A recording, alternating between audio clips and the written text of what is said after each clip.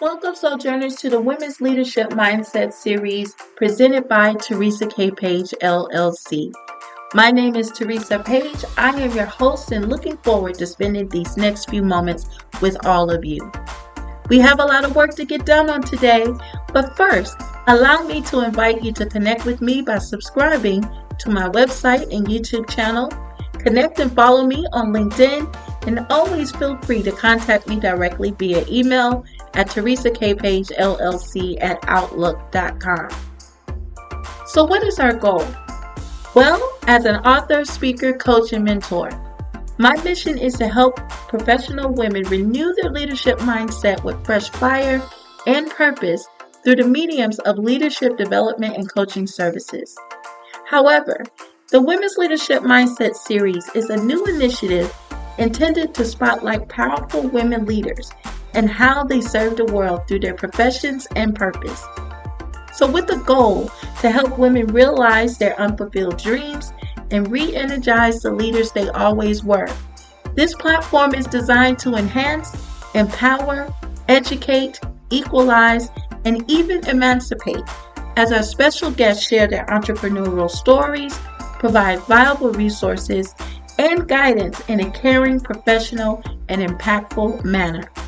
So, let's get down to business.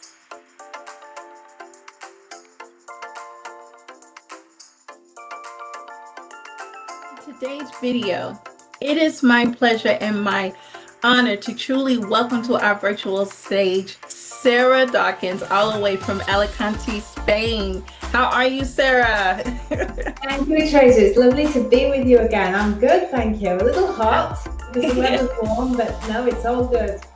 Absolutely. Well, everyone, Sarah is a holistic health and healing coach, a keynote speaker, the author of Heal Yourself, and a multi-award winning entrepreneur. Previously, as a registered nurse for 20 years, Sarah has extensive experience in health and wellness gained from naturally self-healing and a multitude of health issues in her work as a registered nurse. She uses this knowledge to take a holistic approach in her work. Sarah supports clients to find and heal the root cause of their health problems, thereby improving their health and ultimately improving their lives as well. So to contact Sarah, as you see here on her website, you can reach her at www.sdessentialhealth.com. Also, you can reach her by email, sarah.dawkins@pm.me. And of course, we're going to talk a little bit more about it a little later. Her podcast, Heal Yourself with Sarah Dawkins, that you can find on YouTube and Spotify. Now, we're going to bring this information back to you a little bit later so you can make sure that you get it and connect with her.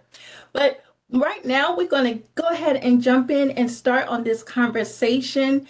Sarah, again, it is such an honor to be with you on today. I am so excited all the way. What time is it where you are? It's nearly 7:30 in the evening. 7:30. Awesome. So it's 1:24 on my side here, a little after 1 p.m. Here in the States. So we're going to go ahead and jump into this conversation. Now, Sarah, this is about maybe the third or fourth thing that we have done together, and this is so exciting. So I am so glad to be with you in this video and virtual space, because you were actually my very first guest writer with this team initiative. So this is awesome to be able to kind of follow up with you in the video space. So I'm going to go ahead and we're going to open up the floor, and I want you to tell our audience just a little bit about yourself, and we're going to take it from there. We're going to get down to business from there. Thank you, Teresa. I was raised in the medical model. My mum was a nurse and my dad was a fireman. So I grew up believing that doctors and medications was the way to go.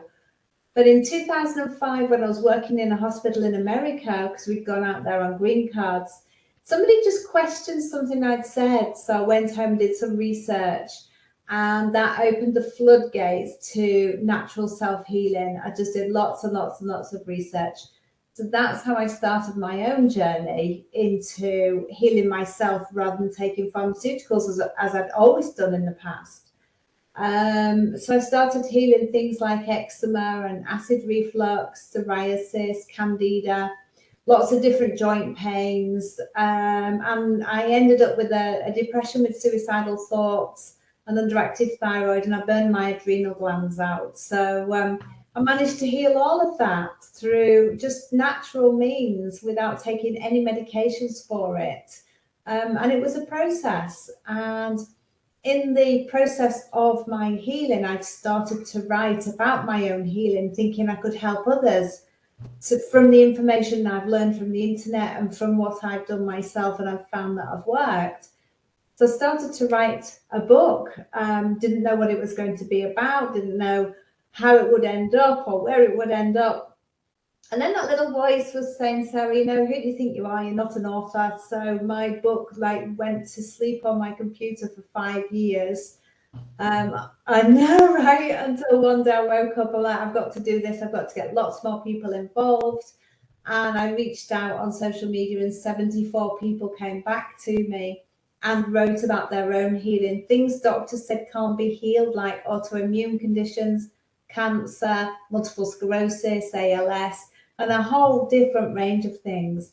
And that's how my book was born. And on my own healing journey, because I'd done that healing and then written my book, I then became at odds with my role as a nurse in a hospital, because I'm not doing this at home. I'm not living what I'm doing in the hospital. And I made a decision 2 years ago to then leave hospital nursing because it was no longer giving me the satisfaction and fulfillment that I wanted, that I got from it previously. So I trained to be a holistic health coach and set up on my own. So now I help people to do what I've done, and my own history and the 74 people in my book prove that we can heal ourselves. I wrote my book on the back of a quote from Joe Dispenza, who said something along the lines of, to change your limiting belief that something is impossible, you only have to see one person doing it. And that was the proviso for my book. If I can put several people out there sharing their journey, showing that it's possible to heal the things doctors said we can't, it will help other people on their own healing journey. So now I've gone from changing my beliefs 180 degrees, from believing I needed medicine and doctors and hospitals, to now believing that my body heals and I need to support it to do its job. Absolutely. Well, that's awesome, and thank you so much for talking about your story. Now you're out here in a different path. You're on a new pathway, new business, new book, new courses, and all of these other kind of things. You did share with me that your process took about 5 years, and I do believe that once we are exposed to a new purpose in life, that we do have to go through a purpose development period, and that could take some years. So, could you tell us just, and you can share as much as you like. Can you tell us just a little bit of what that 5 year process looked like in your journey, preparing you for the work that you're doing now? So actually my book took 10 years. It was 10 just years. sleeping on my computer for 5 years. Okay. Well, at Tell us first, about that journey. What did that journey yeah. look like for you? Um, as I started to heal the depression, and my thyroid gland and my adrenal glands, and started to feel better, I thought I can share my healing with other people to help them to see it is possible to heal. So I started to write about my own healing and what I'd done. But then, that little voice was like, who are you? You're not a writer. And I suppose it had taken me several months to try and get most of that down, because I was still going through the healing. I hadn't finished it. So I'd written my journey so far. And then because of that little voice on my shoulder, I put it away on my computer for 5 years. And then a voice said, you've got to do this. So I reached out on the social media asking for people, and only 2 people came back and shared their story with me. So I put my book away again and locked it down for another 3 years. And it was, somebody said, I was speaking in a group I used to be in on Facebook, and very spiritual people, and somebody said, you'll publish a book with Hay House. And I hadn't even thought about publishing my book. I was still trying to write it. So I approached Hay House, and I had to join one of their groups to be able to enter a competition to see if I could win a prize to publish with Hay House. They didn't do like a direct entry. So that was the catalyst really for me to finish my book, because there was an end date to submit to Hay House for the competition. So I finally did it, got it all done, submitted my book, waited the 2 months to find out I didn't win a prize. But you know, there was hundreds of people entering the competition. But me, I took that as, well, Hay House is going to take 18 months, they said, from winning the competition to publishing the book. So I'm like, well, the universe is telling me I haven't got 18 months. I need to get my book out now. So we looked around, my husband and I looked around at self-publishing, different companies, different deals. And in the end, I just chose to publish on Amazon because the process was simple. There was no cost involved. They help you. They have templates for everything, and relatively easy. So within a few days of finding out that I didn't win that competition with Hay House, I submitted my book through Amazon and put it up for sale. But that was the English version. And then this little voice went, well, not everybody speaks English, Sarah. So I started reaching out, because we live in a very cosmopolitan, multi-European village in the middle of nowhere in Spain. And I started reaching out to people for translations locally. So I got my book then published in Dutch, Spanish, and French. So I've got 4 languages now. So, but I'm looking now in the future to go for more languages. So that whole process, I'd say it was about 10 years from starting writing my book to publishing it. And I published it just over 2 years ago now. So within the last 2 years, I've got the 3 other translations. But it's just about understanding that if you're writing a book, or you're thinking about writing a book, you've got a message.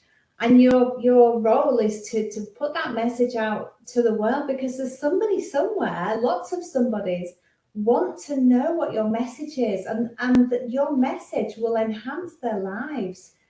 So don't think I can't do it. Think, well, all these people are waiting for my book, and just do it. I mean, what's the worst that can happen? Absolutely. And I love that, because people are waiting. Our gifts are not for us. They are definitely for an assigned people, a territory, or a region. So Yeah. I'm glad that you finally gave in to that prompting, even though it took 10 years. It may have needed to take that 10 years, but Yes. it has been revealed to the world at the right time. So I do believe that you are on time. So Yes, I thank do. you I so do much for too. that. So we're going to take a shift now to really kind of talk a little bit more about, specifically about your business. So tell us a little bit more. We know that you came out of the healthcare field, that you have been, that you were able to come across a new way of being able to heal, to kind of tap into our ability. I believe that our healing properties are built in already. We Yeah. just need to learn how to do all of that. But can you tell us a little bit more about your business right now? And you've already kind of given us a backstory, but what really motivate you to start that business and put you on this new career path?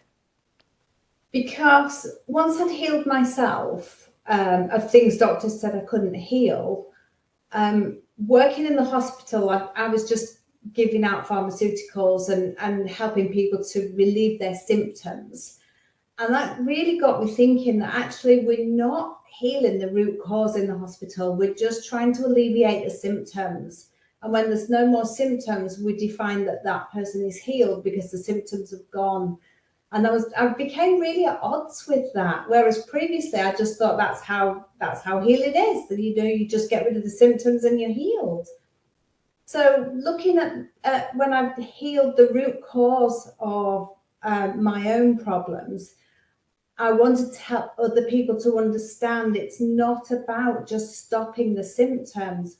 It's about digging deep and finding out why our body is giving us these symptoms, because there's a reason we're having these symptoms. So I set up my business to help other people to understand the message behind their own symptoms. What is your body trying to tell you? Where are your struggles? What symptoms have you got? I try not to associate with disease. When people come and say, I've got fibromyalgia, or it's my anxiety, or I'm like, can we just look at the symptoms? Because when you define yourself with a disease or a health problem, it is a program in and of itself. And with that program comes its set of beliefs and its own programs within a program. So I'm like, step outside of the diagnosis and let's just purely look at what your symptoms are, what your body's saying, and how we can work with that and heal whatever it is that's causing the symptoms. And that's how I work with my clients. So it tends to be just like talk therapy, if you will, because I'm helping them to understand their own backstory and how that fits in with the symptoms that they have manifested in their lives, and what we can do to heal that in their everyday, in their physical, because healing's physical, which is what most people think about, the diet, the exercise, the sleep, and the hydration. Some people think about the mental side of it, the keeping your mind active and doing some mindfulness, some meditation, becoming present and in the moment. There's also a spiritual aspect of it, and that is about connecting with that inner voice. Whatever you call that, some people call it God, some people call it the angels, the universe. Other people call it the higher wisdom, the inner wisdom, the higher self. It doesn't matter what name you give that, but you need to reconnect with that within you and start listening to it. And the last piece that was my biggest piece of my jigsaw that was missing, and I didn't even know it was missing, was the emotional healing. And that truly is about healing your past, because unless you heal your past, the emotions that you've had in whatever happened in your past will keep spilling out into your everyday life. So that is a huge part of healing. But once we've got the courage to go into that and look at it and heal it, so healing is about accepting what happened, understanding that we all do what we do at the time we do it with the skills and the knowledge we have then. We can all look back with 2020 vision, but at that time, whatever's happening, we can only do what we can do with those skills and knowledge. And that's the same for everybody. And as the saying goes, hurt people hurt people. So the people who hurt us were probably just perpetuating something that happened to them when they were maybe younger, or the way that they were raised. So it's about understanding. You can't just take that snapshot of a person who's hurt you. You have to dig back into their past and understand what they went through, and how they were raised, to understand why they're acting like they're acting and why they hurt us. And once we can understand that, it makes it easier for us to accept that they themselves have probably had an issue. And if we can forgive, great. But if we can't, acceptance is the next best step. And once we can do that, we can let it go. And it's not about saying it didn't happen or trying to forget it. It's about letting go, so we're not holding on to that. We don't carry that weight, that burden with us throughout the rest of our lives. We can let go of that. So that's how I tend to work with clients. Well, that's awesome. That's awesome. So it sounds like that this is a whole body experience, spirit, soul, and and body, and all of those things have to come into alignment. My Yeah. question to you is why, and I do believe that our spirits, souls, and our bodies, they do tell us exactly what it needs or what might be missing in one way or another. What do you think it is about our human nature that we don't always give space or take time to answer what our body is telling us? Why do you think that is? Or based on the individuals that you have worked with, why do you think that is? That they never took the time to explore what was going on or what their bodies was telling them? There's a few different possibilities for that. A big one is fear, because they don't know what they're going to uncover. And I have clients who are fearful of going back into their past because they think it's opening a can of worms. So fear stops us. Another one is that we've been almost conditioned to be busy, busy, busy, hustle, hustle, hustle. Don't take that time, don't sit down, be busy, do something. And when we've done something for so long, we almost collapse down and we want to do nothing. So we don't want to start thinking about our healing and self-care, which is what it is. So most people will just, put the feet up, have a glass of wine, watch the TV or a movie or something as downtime. And that's fine. Yep. But we need to work out for some time to spend on our own healing. So I think fear is one of the big ones, and time, because we don't set it aside because we've got things to do, or we just feeling that need to be busy. And when we're busy, of course, subconsciously we're thinking, well, I haven't got time to deal with any of that past or that healing because I'm just so busy. So it's almost like an addiction to busyness, if you will. Absolutely. Well, even though it wasn't a beautiful experience, the pandemic that basically shut the entire global family down for a particular amount of time, which is definitely unprecedented in our lifetime. Have you found a difference with some of the clients that you work with that maybe the pandemic actually it kind of forced us to slow down? And in a lot of ways, I do feel like that was a gift in more ways than one, even though there was the tragedy of the pandemic. So we don't make light of that. But No. because we had to either lock down or be still or be closed in with our families and work from home, I think it did get open the window for us to kind of examine our lives and kind of be face to face with ourselves, whether we wanted to be or not. Have you seen an improvement? Has that made a world of difference for your clients, you think? Some, not everyone, but some, and absolutely, we had the time because we were enforced into our own homes for long periods of time. So we had the time to do that work.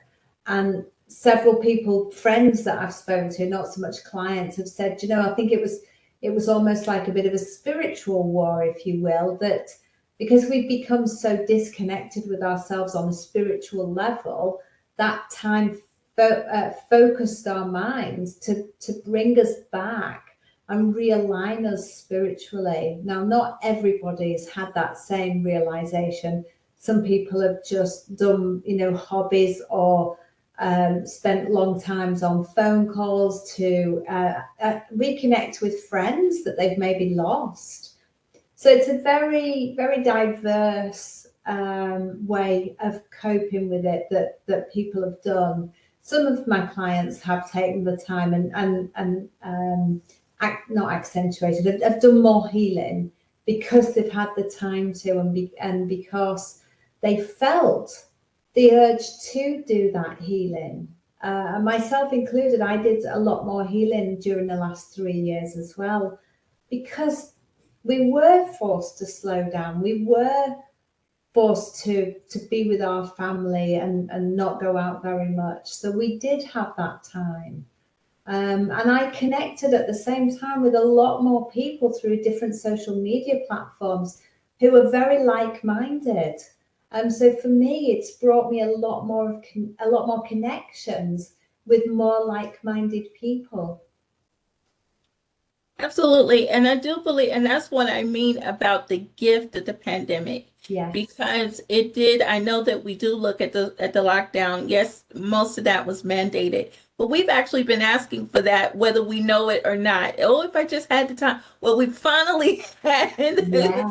the time. We finally had the opportunity.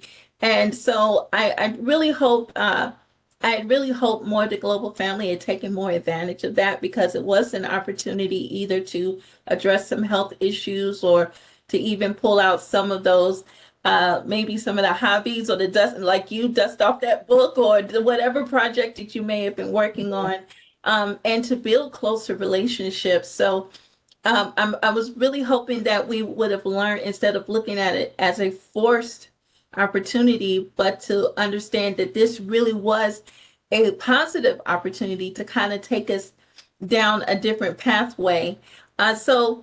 But thank you for sharing that with us, Sarah. So, what I would like to talk about a little bit more is the services that you offer. To kind of talk about the services that you offer, and what does your niche look like? Who is your niche market? So, talk about your services, but then talk about the demographic of what your preferred client looks like. So my services are one-to-one, either face-to-face with local people or on the internet or through an app as a video call. I have clients all over the world. So the only issue is scheduling time, because time is a barrier with the time differences. But I haven't found anything is insurmountable at the minute. I've managed to work out something with everybody. And I help people who are basically sick and tired of feeling sick and tired to find the root cause of their health problem, and heal it, to find their joy again and to live their life happily without pharmaceutical medications. So I either help them to not go on them, or to wean themselves off them, or to find workarounds for some of their health problems. Um, and I'd love to say my niche is everybody, because I just love to help everybody to heal themselves. But I predominantly work with middle-aged professional women. Okay, awesome, awesome, awesome. So middle-aged professional women who's looking to renew and find joy, that joy again in life. That's Yeah. awesome. That's awesome. So we're going to kind of shift again, because taking this holistic approach might be a little different, because some people absolutely, I'm close to the doctor in a lot of ways. I do find some natural ways as far as healing is concerned, but a lot of people, they feel comfortable with their family doctors and different things like that. So while some things are very natural, it could be different to some of the people that might approach you, or you may approach them. So how do you build that trust that what you're sharing with them is still good, but still not too far off from maybe what their doctors tell them? So how do you establish that authentic trust with the either your potential clients or the clients that you're already actively working with? Well, because I've been in the medical field for 20 years, so I know how medicine would treat their health problem, and the pills that they would be put on.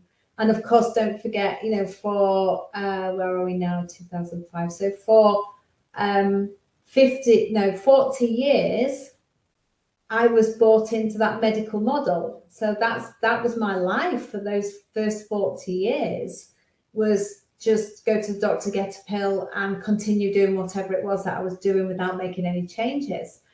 Then through my own healing, through all the health problems that I've healed, plus understanding the healers that have written chapters in my book as well. Obviously, I've got close to them. I understand their story. I'm connected to them, so I can put people towards the people who've healed conditions that my clients might come with, to me. So I build trust through that way. The fact that I've lived in the medical model and I've naturally self-healed, and I understand a lot more about healing through the other healers in my book. And plus, I like to go back to Charlotte Gerson of the Gerson Institute for Cancer Healing. I remember she wrote a quote and it really resonates with me. Healing is healing. You can't heal two diseases and keep one, because when you heal, your body heals. Right. So it's, and as I mentioned, the four pillars earlier, the physical, the mental, the spiritual, and the emotional. If we address all of those four pillars, we're going to heal. Absolutely. I love that the healing is healing, that you can't have diseases and keep one. I do. Yeah. Because healing is healing, and I do believe that is for us. I don't think that we just have to succumb that, oh, this is just the human body and we're going to deteriorate. I do believe that it is for us to live in good health, and for us to prosper in our bodies as well as in our emotional, in our mental, and in our spiritual spaces.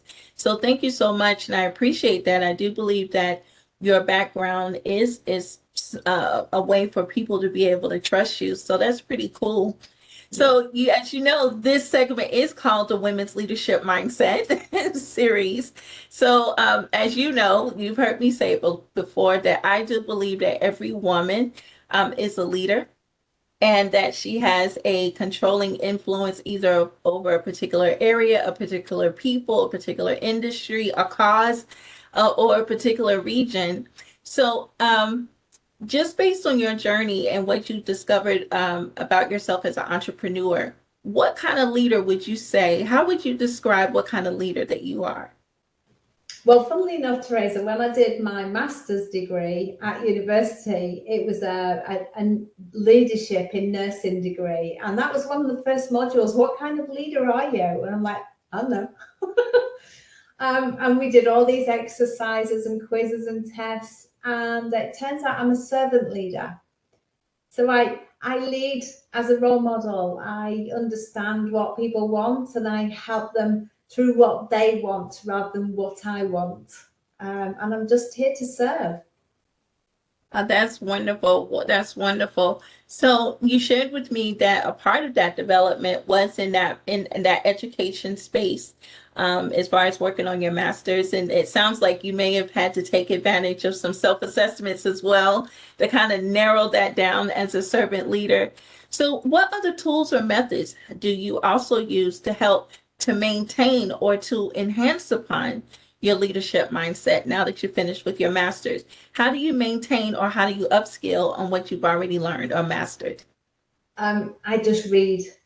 And I never used to read. I hated reading. I always could read, obviously, but I hated reading until I did my coaching course.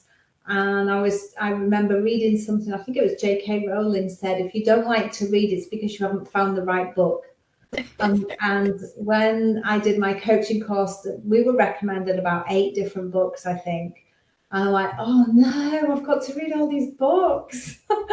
And do you know what? The very first book I bought that was recommended, I read it and read it, and it was absolutely fabulous, which led to more books and more books. And I just upkeep my development. And funnily enough, I'm in the middle of a book today, and it's called Healing is Voltage.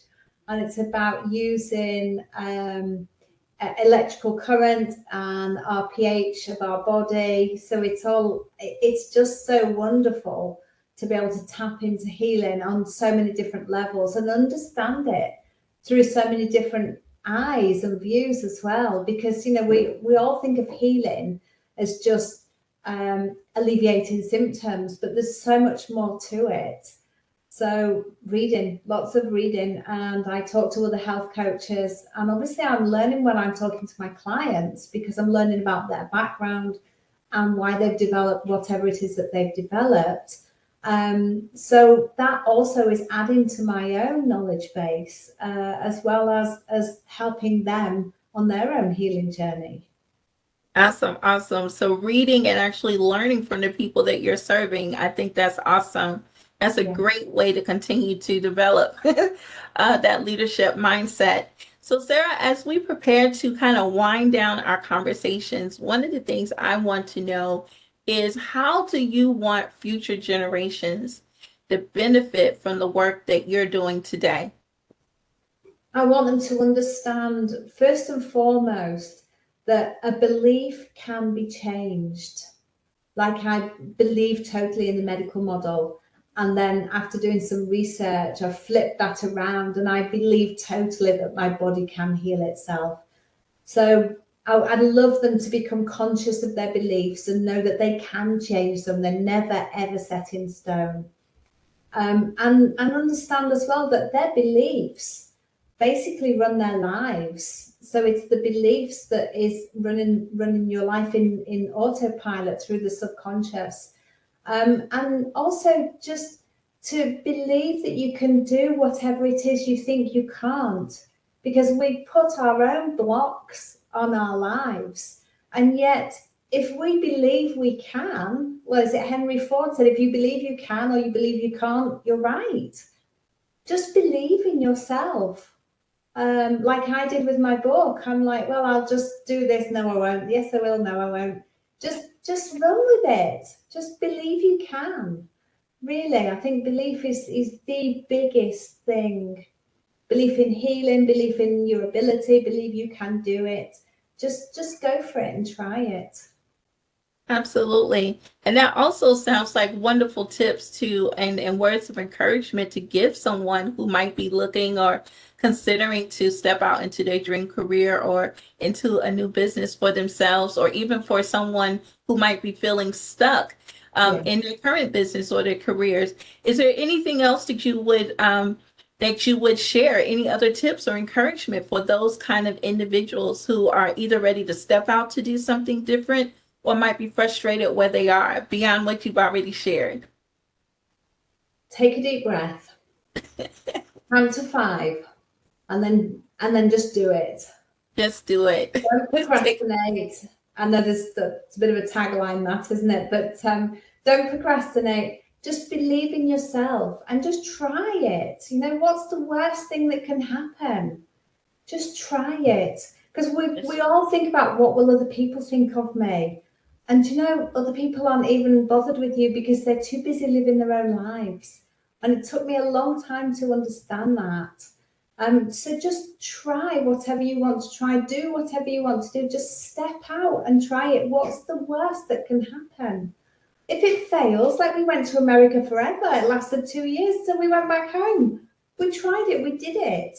We don't see it as a failure because we gained skills and knowledge and adventures from it. So everything, life's an adventure. Just try whatever it is you want to do and just work towards your dreams and passions. Don't ever give up. Just keep moving forwards. Even a stumble is a forwards movement. Just keep moving forwards in baby steps. Absolutely. I love that. So you hear that, everyone. Take a deep breath, count to 5, and just try it, and just you just do it. Why? Because Sarah shared with us a little earlier that there are people waiting for us. Those gifts that belongs to them, they're waiting for you. So let's stop keeping people waiting. We got, Yeah. time is marching on. So if there's a gift, if there's a book, if there's a ministry, or if there's an organization, whatever it is that you are basically destined to share and leave in the earth realm, then just do it. Take Sarah's advice, take a deep breath, count to 5, and just try it. Well, thank you so much for that, Sarah. Now, I know that you have a free gift for our audience on today. Can you talk a little bit about that? My free gift is, do you know? Well, you talked about being able to jump in and be a part of your podcast. Oh, yes, of Your course free I did. podcast. So absolutely, tell us about that. It was so long ago we spoke. Yes, my free gift is my free podcast. Um, how ridiculous, right?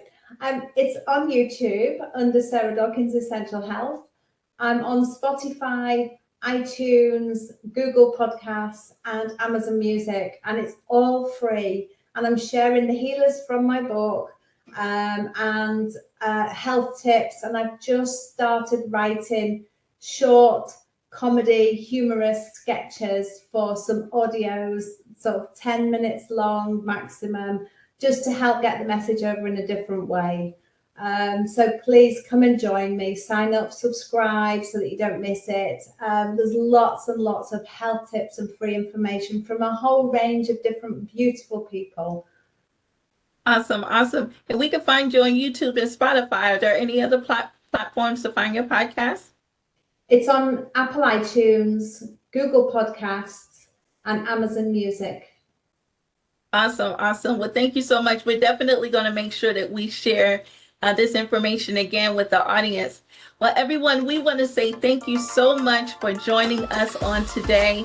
It was such an honor to have our holistic and health coach, Sarah Dawkins, all the way from Spain. So as we wrap up, please do not forget to connect with Sarah. Again, you can reach her on her website at www.sdessentialhealth.com. And you can always email her at sarah.dawkins@pm.me. And please be sure to check out her podcast, Heal Yourself with Sarah Dawkins. And just like she mentioned, you can find her on Apple and Google platforms, as well as YouTube and on Spotify. So as always, everyone, thank you for joining us for the Women's Leadership Mindset series. As always, here's to the journey, and let's move forward.